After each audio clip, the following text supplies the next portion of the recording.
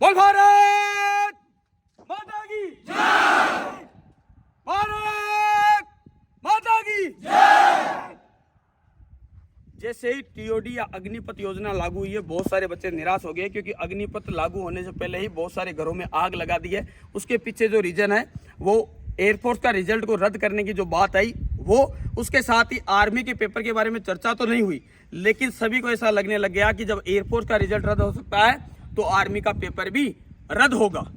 और बहुत सारे टीओडी के विरोध में भी आ गए कि टूर ऑफ ड्यूटी अच्छी नहीं है, इसके बहुत सारे गलत नुकसान होंगे। अब कुछ चीजें मैं बता देता हूं। बहुत सारे लोग आत्महत्या को ऐसे प्रमोट करने लगे हैं जिसकी हद नहीं है। जो बच्चा सुसाइड कर रहा है उसके साथ में देशभक्ति गाने लगा के उसका वीडियो शेयर ना करे।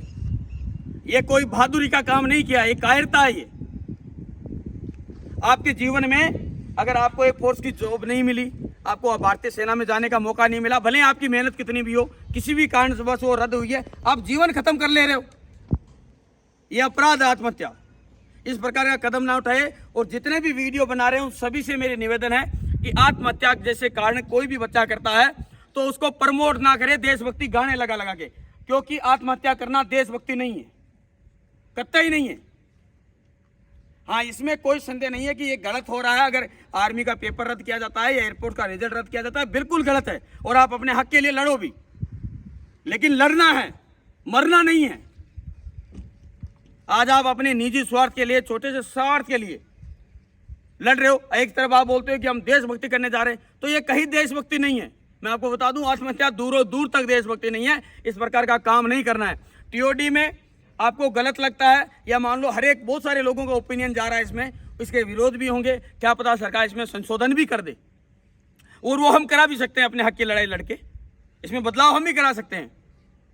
क्योंकि लोकतंत्र का मीनिंग होता है कि जनता के द्वारा, जनता के लिए चुने गए जनप्रतिनिधियों का शासन।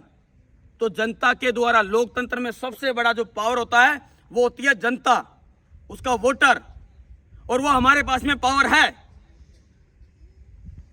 तो किसी भी नियम को लागू करना, सरकार ने जो भी इसके पीछे मंशा रही है उन्होंने लागू कर दिया। हम इसको एक्सेप्ट करें ना करें ये हमारे ऊपर डिपेंड करता है। हम अगले बार चुनाव में उनको इसका नतीजा दिखा सकते हैं, इसके लिए लड़ सकते हैं, आवाज उठा सकते हैं, इसमें बदलाव करा जा सकता है, लेकिन गलत काम ना करें, सार्वजनिक संपत्तियों को नुकसान ना पहुंचाए। किसी भी पुलिस केस में आपका नाम आ गया तो फिर आप भारतीय सेना में जाने लायक नहीं रहेंगे। भारतीय सेना में जाने का जो जुनून होता है बच्चों में, उसके लायक फिर आप कतई नहीं रहोगे। क्योंकि अगर आपके ऊपर एक भी चार्जशीट में कहीं नाम, किसी भी प्रकार का सार्वजनिक संपत्ति को नुकसान अगर आपने पहुंचाया, किसी के की बेखाओ में आकर, तो आप बहुत बड़ा नुकसान उठा लोगे। टीओडी आपको पसंद नहीं है, शायद मुझे भी अच्छी नहीं लग रही, और हो सकता है कि पूरे देश को भी अच्छी नहीं लग रही, तो इसके लिए कुछ ना कुछ समाधान निकलेगा। हम अपने हक की आवाज़ उठा सकते हैं। क्यों नहीं लग रही, मैं आपको बताता हूँ इसमें मेरा रीज़न क्या है। मेरा मानना यह है कि इसमें अच्छा क्या नहीं है। अब उनकी अच्छा तो उन्होंने बता रखा है, अच्छा क्या नहीं है कि एक जवान अगर 4 साल के लिए नियुक्त होगा तो उसमें देश सेवा का वो मोटिवेशन नहीं रहेगा जो एक परमानेंट स्थायी जवान में रहता। क्यों? क्योंकि उसको पता है कि अगर मैं शहीद हो गया, मैं तो सिर्फ 4 साल के लिए हूँ भारतीय सेना में, उसके बाद को उसको ये चिंता सताएगी कि इसके बाद मैं क्या करूँगा। वो 4 साल की सर्विस में 3 महीने से 6 महीने की ट्रेनिंग करेगा और लगभग 10 से 12 महीने छुट्टियों पर रह जाएगा 4 साल में। अब उसका जो कार्यकाल यानी समय अवधि रहेगी वो लगभग 30 महीनों की रहेगी। उसमें ये सोचेगा, इस सोच के पीछे उसका समय निकलेगा कि आगे मेरा क्या होगा, मेरा फ्यूचर क्या होगा, मैं यहाँ से जब निकल जाऊंगा तब मेरे साथ क्या होगा।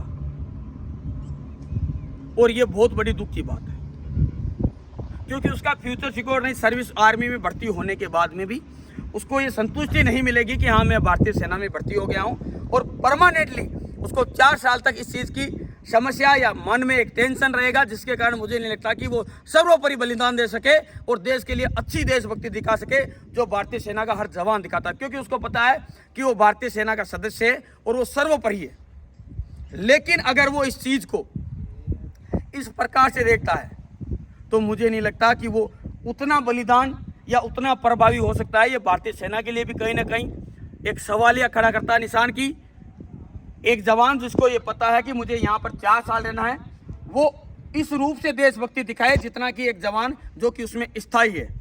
इनमें बदलाव रहेगा और उसको कहीं ना कहीं ये चिंता सताएगी कि मैं यहाँ से जाने के बाद क्या करूँगा। मान लीजिए 6 महीने ट्रेनिंग की, उसके बाद में वो सर्विस करने लगा, उसका 1 साल का जब कार्यकाल बचेगा उस समय एक तो ये टेंशन रहेगा उसको कि मैं स्थायी होऊंगा या नहीं, और अगर नहीं होऊंगा तो मेरा क्या होगा।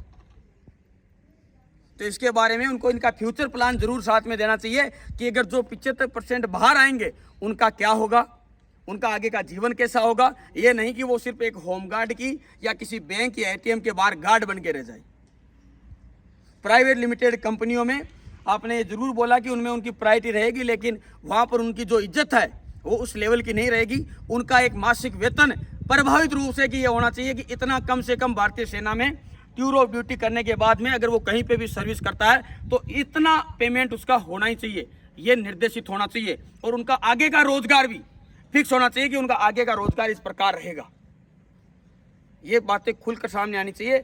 लेकिन जो इसके खिलाफ लड़ाई लड़ रहे हैं वो लीगली तौर पे लड़े, किसी भी प्रकार की गलती ना करे, क्योंकि आपके परिवार के अलावा इसका नुकसान किसी को नहीं होगा।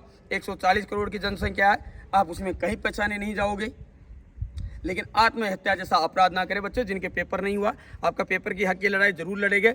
हर एक इंसान चाहता है कि आपका पेपर जो नहीं हुआ वो रद्द होने के कगार पे वो ना हो, और इसके लिए हाई कोर्ट बना है। सुप्रीम कोर्ट इसीलिए है, सरकार के फैसलों को चैलेंज कर सकता है सुप्रीम कोर्ट, और बदल भी सकता है।